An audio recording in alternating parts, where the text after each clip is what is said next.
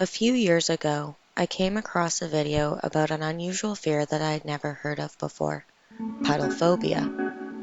It's a peculiar concept to feel such intense anxiety at the thought of walking into what should essentially be nothing more than a shallow pool of water. I have to admit, though, that the idea of taking that step and trusting that I will find solid ground beneath my feet, only to find myself plunging down into unknown depths, has haunted me more than Nexpo's video on thalassophobia.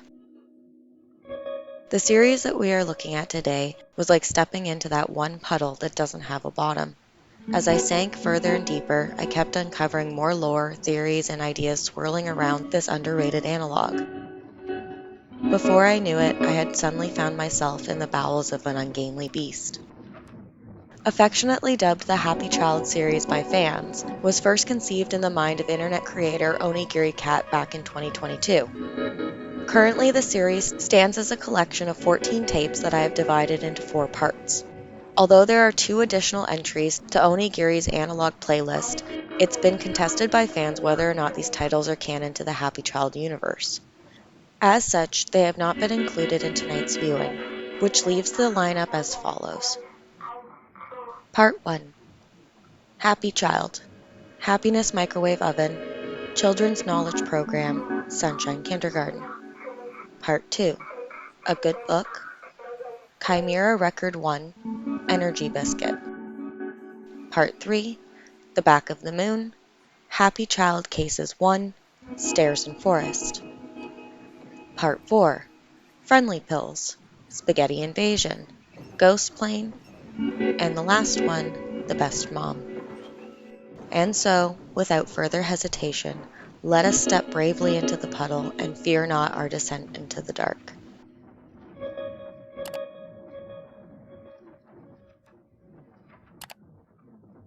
The first video, for which the series gained its name, was released in the form of an old tape recording of a commercial ad for a simulated companion robot called the Happy Child.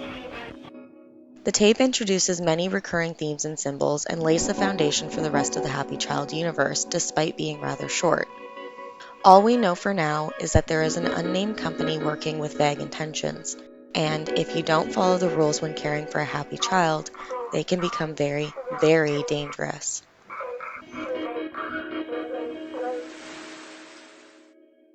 Go and buy a happy child.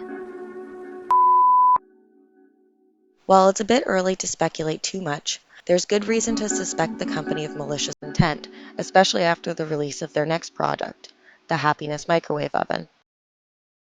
Feeling irritable about life. Worry about cooking.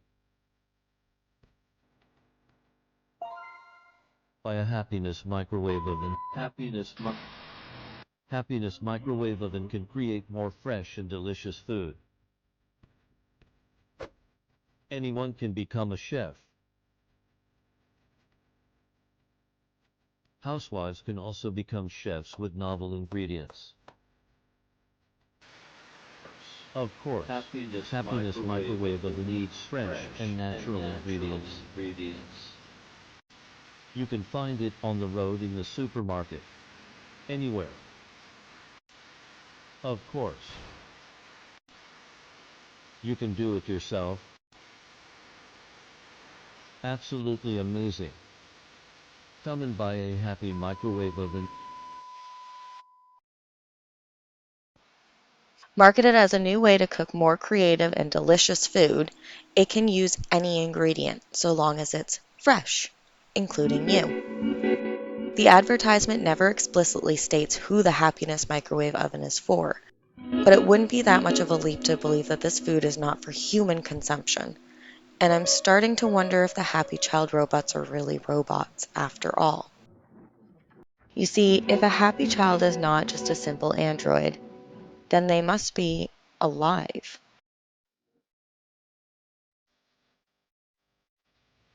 1. Stay with them. 2. Talk with them. 3. Play with them. Sure. You need to pay attention to your happy child.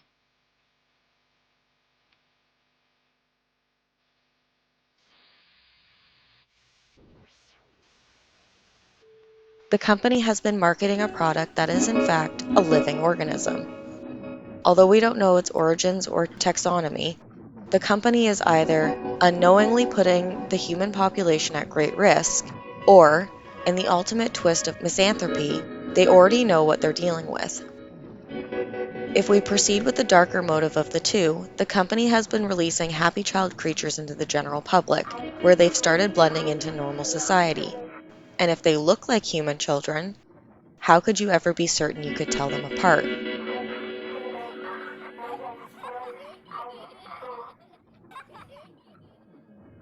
The Children's Knowledge Program is an educational tape led by a faceless woman who is teaching lessons about animals. In particular, what is and is not an animal. We are shown an owl, a rabbit, a kitten, and their not counterparts. Not a rabbit. Kitten. Not a kitten.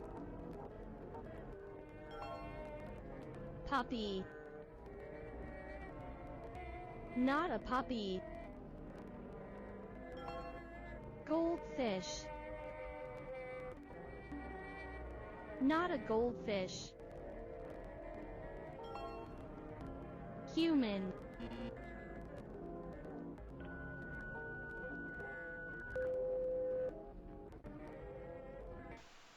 It's the last demonstration that is most concerning, though.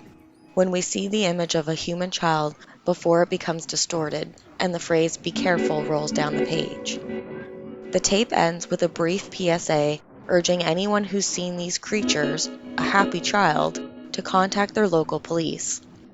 Terrifyingly, however, is that the happy child looks human until the moment of its transformation. And disturbingly, this fact has not been lost on the company, who has used this sort of camouflage to their advantage in the launch of their newest service, Sunshine Kindergarten. Sunshine Kindergarten is a promotional tape that highlights the history and reputation of exactly that, a kindergarten. They have developed many outstanding somethings, and they have an enclosed play area with professional teachers to lead them in interesting studies every day. The lessons are varied. They include picture books with adorable child-friendly content, painting learning, which shows examples of some children's lovely artwork, and the interesting toys that look more akin to bathtub toys for toddlers and not necessarily ones that would be appropriate for a kindergarten class. Sunshine Kindergarten also provides attending children with 3 nutritious meals. Meats and vegetables only provide adequate nutrition for some reason. They even offer a mystery meal, which is indeed just dog food, and they tell us to come enroll in kindergarten. There's a place for all, no matter what your child is. And if you're creating monsters to hide amongst regular children, what would be a better place than a school? Fortunately, it seems that it had become increasingly difficult for the company to escape notice, and in response, someone has been posting tapes on the happy child creatures in an attempt to inform the unsuspecting public. Which brings us to the second segment. Tape number 5 is a rough instructional video for survival. Don't make any noise. They know you through signal, sound, and perception. Computers and other machines with signal equipment should be destroyed. Whatever these things are, they can use our communicative devices to track us. Our computers, phones, probably radio frequency. In essence, any machine capable of connecting to some form of broader network could potentially leave you vulnerable and exposed to the threat. For whatever reason, sleeping or pretending to be asleep may also be able to trick them into thinking you're not a living thing, just an object, not prey. Pay attention to any sound. It's dangerous if you feel nausea or headaches. It's almost as if the book is addressing the reader directly here, a warning and reminder to be aware of your surroundings, because They know where you are, and you can't let them know that you know. At this point, the tape feels more like a PSA than instructional, concluding with the final message, be careful, they are dangerous. But we aren't without some tactical advantage.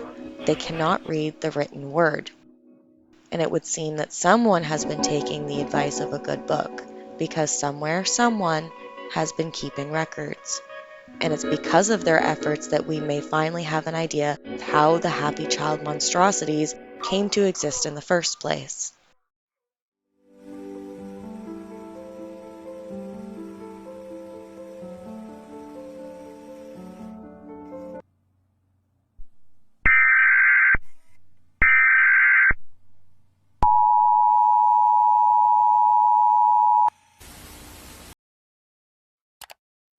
The Chimera, a ferocious snake-tailed beast that originated from Greek mythology. The Chimera is an abomination with the heads of both a lion and a goat that breathes fire on its enemies.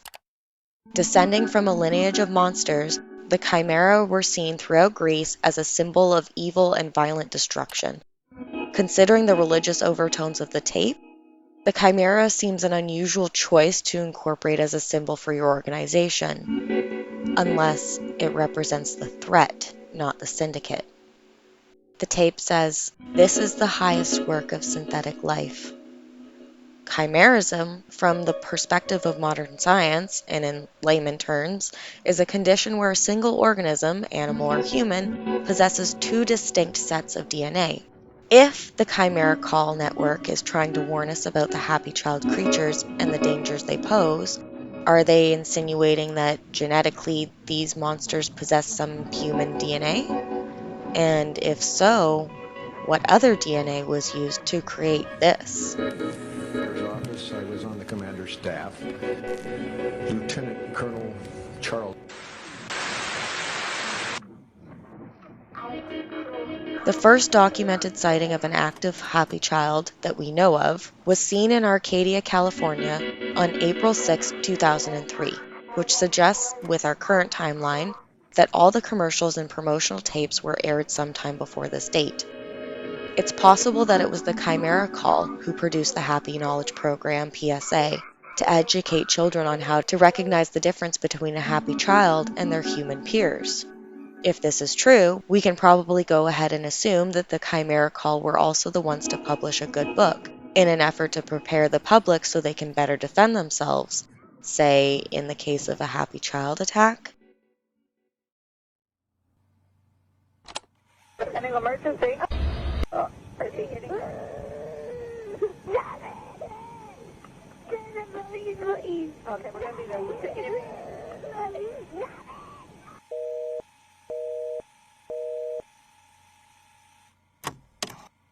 One, where's your emergency?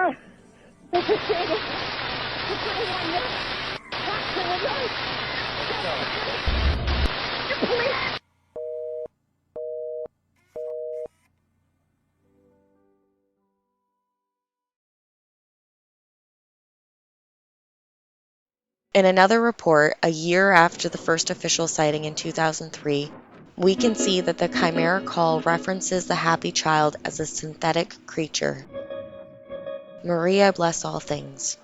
Sounds more like a plea than a prayer, and a prayer that's gone unanswered. The company has already found new ways to expand their efforts. If you're still worried about buying cookies, Energy Biscuit, your best choice. High quality milk, healthy eggs, quality chocolate. Bring us healthy and delicious experience. Energy cookies make children stronger.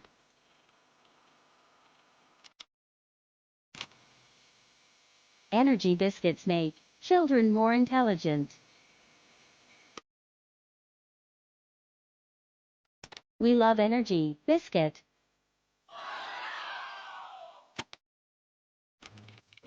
The best gift, Energy Biscuit.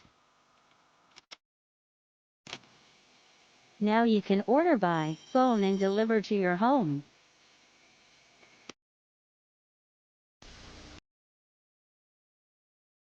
When first watching the commercial, you could almost be deceived into believing that the company's target market were actual children, but I don't believe this was the case. Gender, male, age 9. Symptoms, helplessness, fury, and distorted facial features after 2 weeks of eating.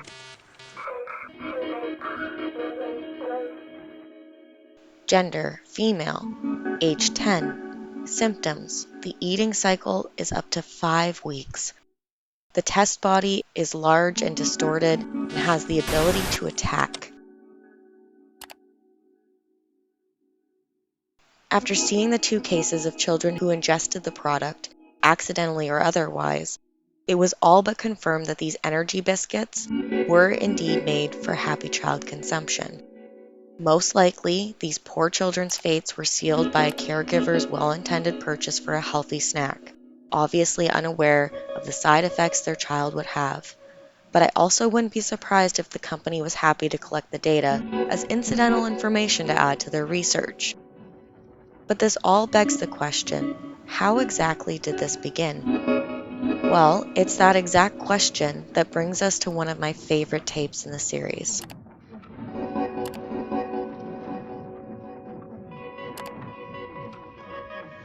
The year is 1995. An exploration team is sent to observe and document the unknown space at the back of the moon. This was not the original mission. We learn through letters written home by one of the crewmen that the team was initially stationed on the front side of the moon, where they were able to see the Earth.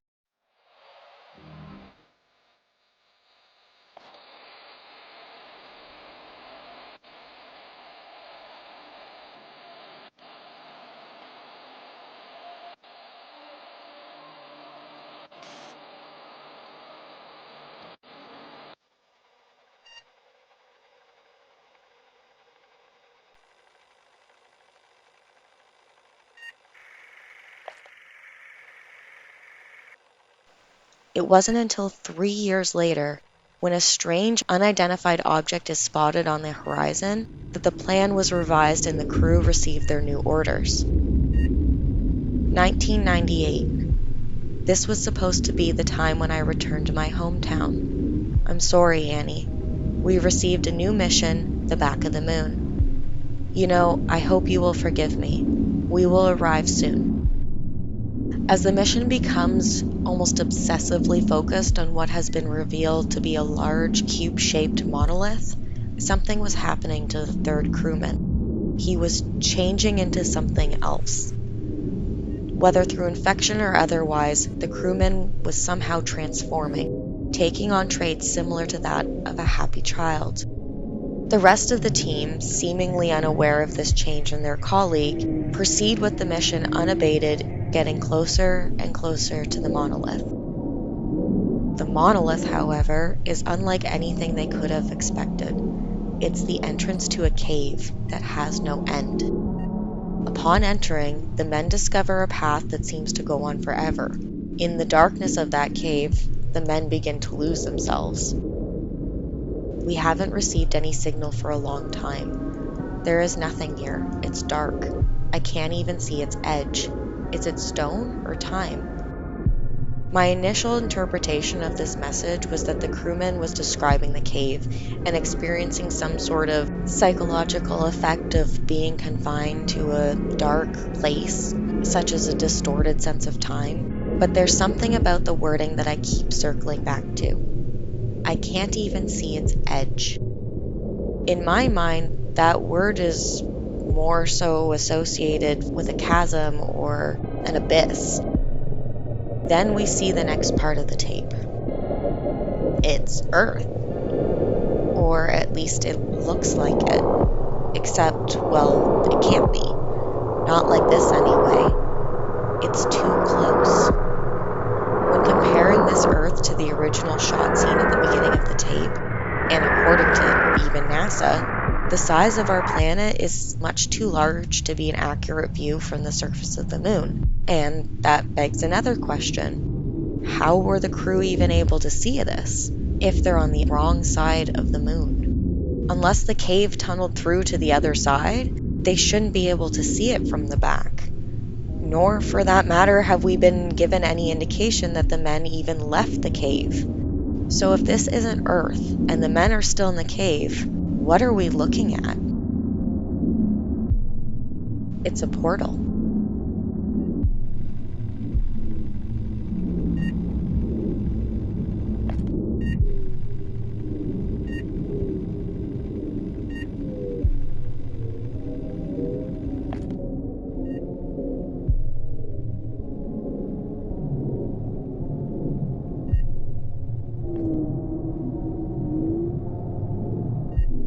Finally, I arrived.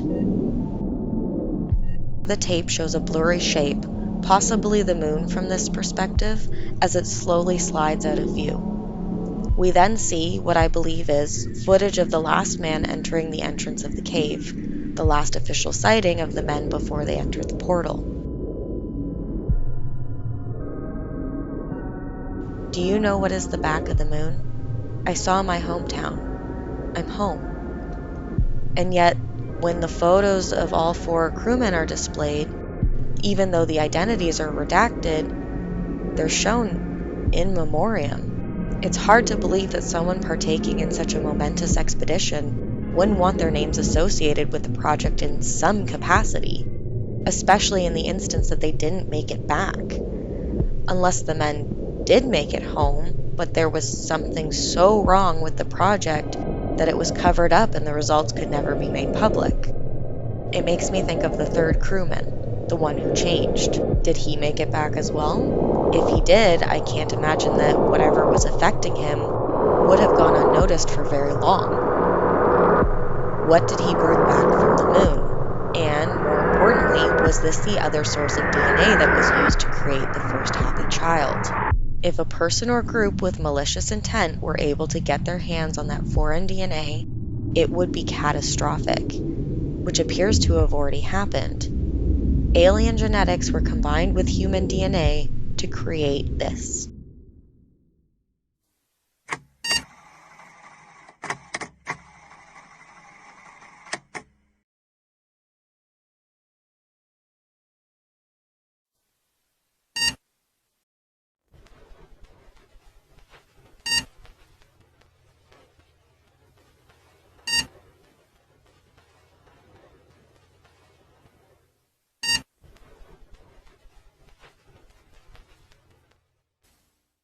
Tape 9 presents, in all its horrifying glory, the true form of a happy child.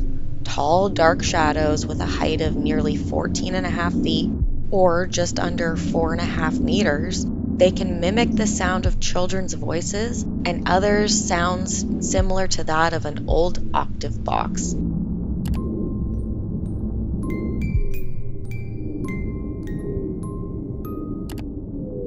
They are very, very, very dangerous.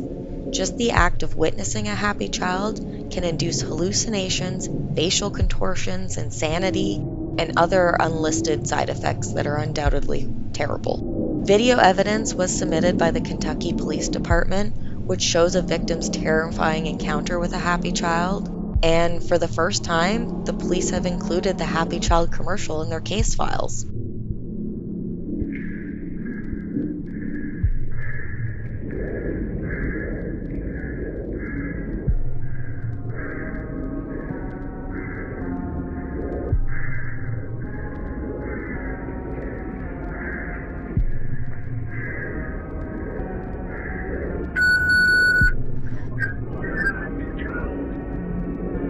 The company has finally been connected to at least one of their disgusting undertakings. Police discovered the experiment records. They were someone's daughter and sons. I find it hard to believe that these initially healthy-looking children were just willingly donated as test subjects. They must have been taken from somewhere where children could be stolen away and no one would put the pieces together until it was too late.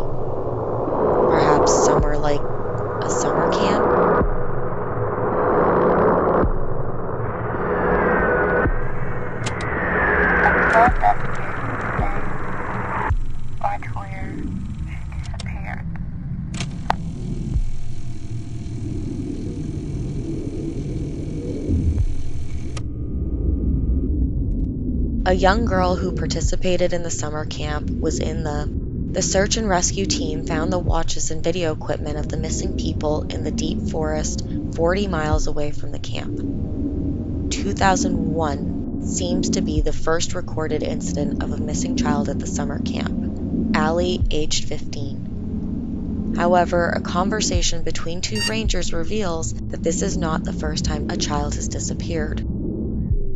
Another unlucky kid disappeared. I think it must be adolescent tantrums. I didn't find anything. There was nothing there.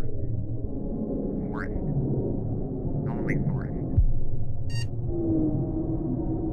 I really want to forget all this, but I can see something wrong. Well, that's the kind of stairs.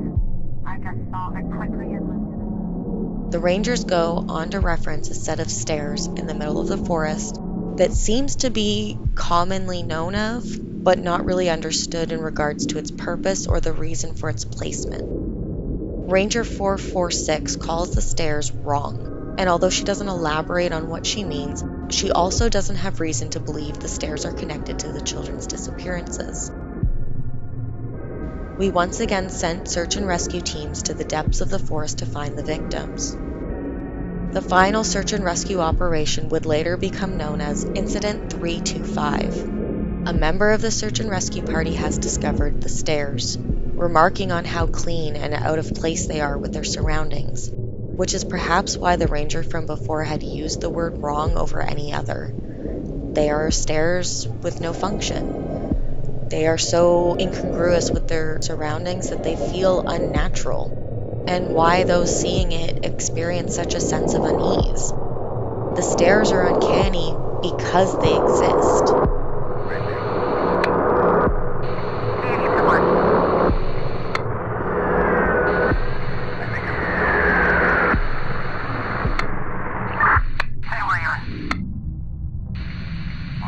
I feel that there is a powerful force that attracts things to get on. 325. Second of the stairs. Compelled by some unknown force, number 325 finds himself involuntarily climbing the stairs. Okay, stay where you're. Nothing. Well, there's nothing wrong with the staircase. Now stay where you're. Follow the combat. Okay, you're no other way to support. I saw her in the staircase. I saw her. This staircase is. There are 2 points of note in this statement, but we'll start with the latter first. This is the first time that the structure has been referred to as a staircase, almost implying that now the stairs actually lead somewhere. Secondly, the man said, I saw her. Now, this could be referencing the missing female cited at the beginning of the tape. I saw that stair today, right where she disappeared. However, he might be speaking to something darker and far more sinister. So far, I've yet to mention the tape descriptions, and that's for good reason. Generally, the text is innocuous and simply alludes to the respective tape, such as, it's learning time, or everyone can be a chef, come and buy it. That is, until the Chimera record.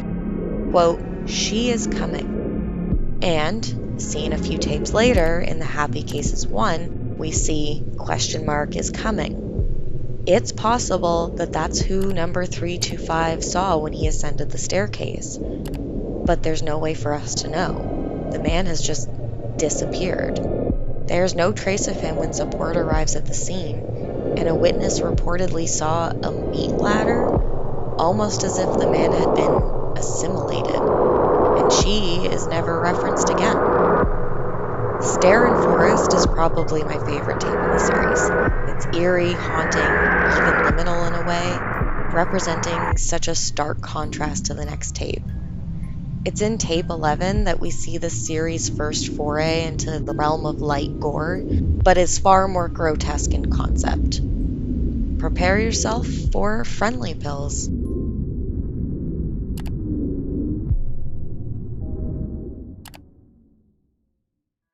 Are you snubbed? Scolded? Hated? It's not that they're not friendly enough to you, but you're not friendly enough to them. We found that people who are not popular with others are 32% less friendly than normal people. Introducing Friendly Pills, consisting of friendly essence with sunshine. Just one tablet to replenish your friendliness. Make you friendly from the inside out. Friendly Pills. Make the world more friendly to you. Friendly Pills is the first tape that mentions an official government body that's become involved in the Happy Child case. The CDC has become aware of an outbreak of an illness that they are referring to as friendly disease, and it's been connected to the company's new pill product. 24 hours after taking the pills, the patient will sweat profusely, become euphoric and elevated, have a lively facial expression, and become talkative. The body fluids will be infectious. Approximately 3 days after taking the pills, the victim will suffer as barbs and cracks develop across their skin. Those afflicted with friendly disease will compulsively pick and scratch at their wounds, causing large sections of the skin to effectively fall off, culminating in heavy blood loss and consequently death. Friendly disease is fatal. As many tapes thus far have not been dated or time-stamped, it's incredibly difficult to establish a firm timeline. Many of the events may, in fact, overlap, occurring simultaneously in various parts of the country. What we can be sure of, at least, is that the company, and whomever else may be involved, has been continuously experimenting on and evolving its virulent weapon against humanity. What we never knew, however, is that the invasion had already begun. It's been underway this whole time.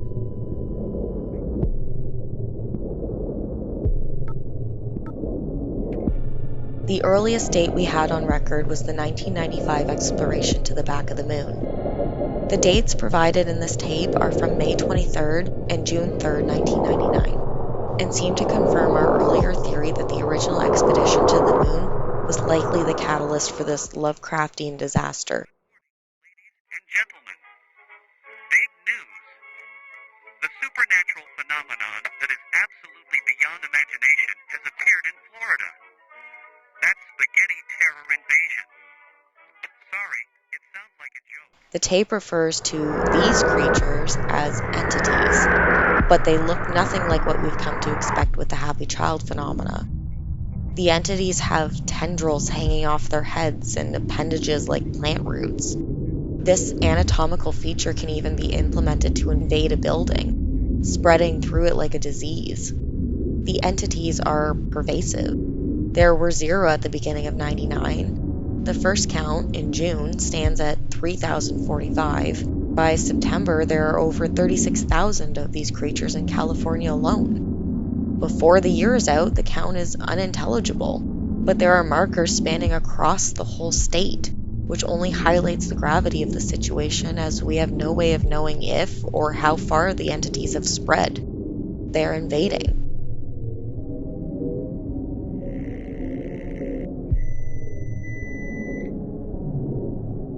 If the moon expedition took place in 1995, there must have been some indication of the entity's existence before '99, when the invasion began, which leads us to tape 13. 1 year after operations to explore the back of the moon began, the International Civil Aviation Organization received and reported on an incident involving a plane carrying 122 people that, inexplicably, disappeared mid-flight. Much of the information concerning the exact plane have been redacted, but no evidence of a crash was ever found, nor were any remains ever recovered. The plane just vanished. Or did it?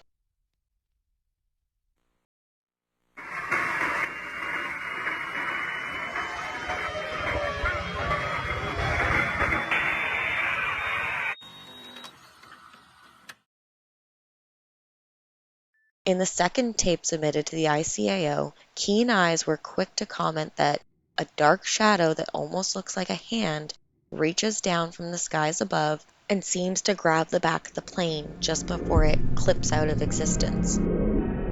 The exploration team would not make it back to Earth until 1998, just a year before the invasion, but I feel like this may have been the first sign that the team disturbed something on the moon, something we should have prayed to never awaken or be made aware of our existence. It makes you wonder if the people running the company made some sort of deal or pact with the entities, or maybe the she that's been alluded to. There's also the possibility that the people who've been disappearing were infected, similar to the third crewman from the exploration team, and made to serve the whims of whatever force is driving the invasion. If we think back to the hand reaching down from the sky, it leads me to believe that the entities and happy child creatures are part of something larger than themselves. They are the footmen, if you will. At the end of the day, I don't think it truly matters who's controlling the company. In the last tape, number 14, we can see they've already won. The human race has been successfully infiltrated, and the company was happy to announce it to the public. Baby is crying. Don't have time to take care of children at work. Nobody does housework. Hi! The best mom can help you. From the best mother in the world. Make your childcare life more convenient. They are teachers, chefs, doctors, and even scientists. Haha, kidding. Considering this is supposed to be the taped recording of a commercial, why did the company make this joke? Comedy has never been a part of their marketing before, so it seems odd to include it now. It seems more likely to me that, like other shadowy secret societies have been rumored to do, the company released this advertisement to the public to disguise the true message. We could be anyone. A monster could be the teacher caring for your child. It could be the chef at a restaurant preparing food that you will eat. It could even be the doctor who's prescribing your medication. The company is openly admitting what they've done with this commercial, and they're laughing about it. The spread could even be on a global scale by the time of this ad's release, and we'd have no way of knowing.